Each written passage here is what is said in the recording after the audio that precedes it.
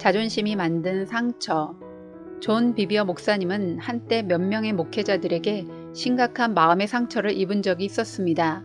사람들은 목사님에게 와서 저는 그분들이 목사님께 그런 일을 했다는 게 도저히 믿어지지가 않아요. 혹시 상심하지는 않으셨어요? 라고 물었습니다. 그러면 목사님은 즉시 아니에요. 괜찮습니다. 상처받을 게 뭐가 있겠어요? 라고 대답했습니다. 실족하는 게 옳지 않다고 생각한 목사님은 이를 부인했고 억눌렀습니다. 그때는 몰랐지만 사탄은 우리의 자존심을 이용해 상처를 가립니다. 그리고 상처의 덫에서 빠져나가지 못하도록 위선적인 가면을 덮어 씌웁니다. 자존심은 진실을 마주할 수 없게 만듭니다. 그래서 불필요한 자존심을 세우다 보면 마음의 실제 상태를 인정하는 게 쉽지 않습니다. 자신이 억울하게 희생물이 된 듯한 착각에 빠지게 되는 것입니다.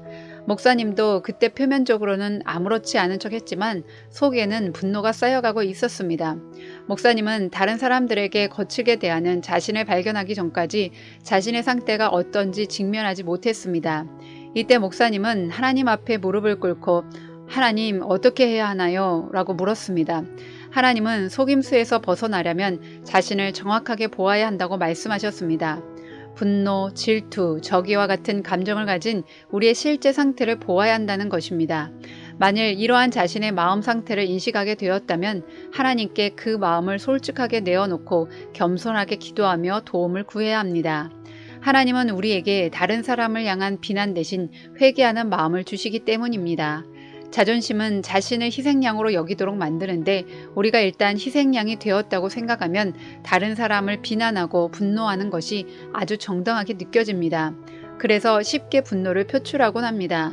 하지만 분노 후에는 우리 마음에 상처와 미움이라는 쓴 고통이 남습니다. 사탄이 목표하는 것은 분노 후에 남는 상처입니다. 분노하는 것이 습관이 되어 회복할 수 없게 된다면 그것은 인생에서 가장 불행한 일입니다.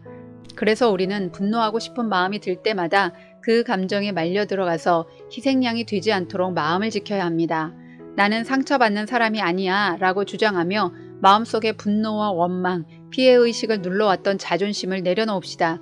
그러면 자신은 그런 사람이 아니라고 결백을 주장하던 마음속의 외침은 잔잔한 수면 아래로 사라지고 진실을 마주할 수 있는 용기가 생기게 될 것입니다.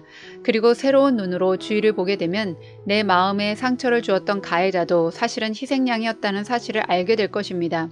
때로 이것이 사실이라는 것을 인정하기 어렵지만 자존심이라는 벽을 뛰어넘으면 우리는 우리가 다 같이 상처받았다는 사실을 인정하게 됩니다. 그리고 상대의 마음도 약한 잎사귀와 같다는 사실을 이해할 수 있게 됩니다. 우리가 자존심에 부딪혔을 때 실족한 마음을 회복시켜 주시도록 기도하면 성령께서는 완전한 자유함을 얻도록 우리를 이끌어 주십니다.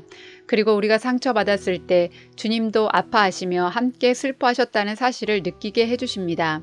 우리는 그분의 사랑과 따뜻한 보살핌의 손길을 느낄 때 우리의 마음속에 있는 비참한 희생양의 모습은 사라지고 다른 사람을 용서할 수 있는 마음을 가지게 됩니다.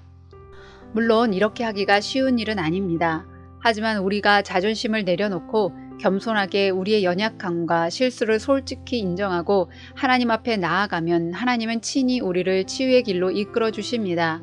하나님이 우리를 인도하실 때 잠잠히 귀 기울이고 순종하면 마음 깊이 자리하던 분노는 사라지고 상처를 치유하시는 그분의 손길을 느끼게 될 것입니다.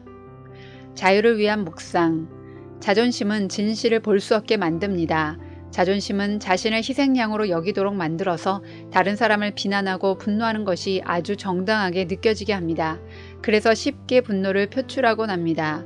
하지만 분노 후에는 우리 마음에 상처와 미워하는 마음이라는 쓴 고통이 남습니다. 그래서 우리는 분노하고 싶은 마음이 들 때마다 그 감정에 그대로 말려 들어가서 희생양이 되지 않도록 마음을 지켜야 합니다.